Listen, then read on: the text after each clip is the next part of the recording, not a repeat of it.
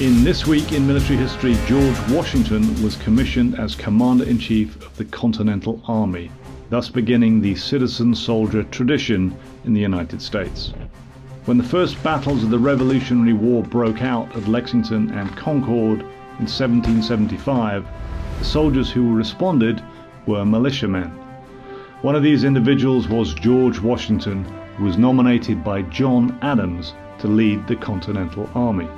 His military experience during the French and Indian War, status as a Virginian, and his well-known disinterest in power moved the Continental Congress to unanimously elect Washington Commander-in-Chief of American forces.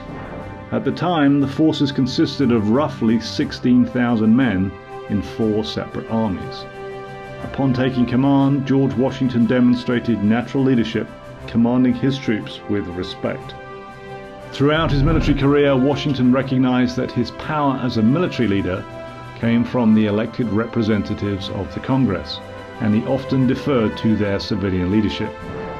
Washington was also extraordinarily cognizant of his role both as a citizen and as a soldier.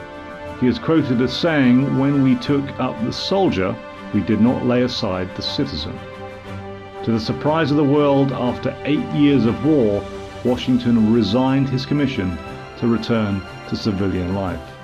Obviously, his service to the newly formed country was not complete because after some persuasion, he agreed to run for the office of the president. Join us next time for another segment of This Week in Military History with the Pritzker Military Museum and Library.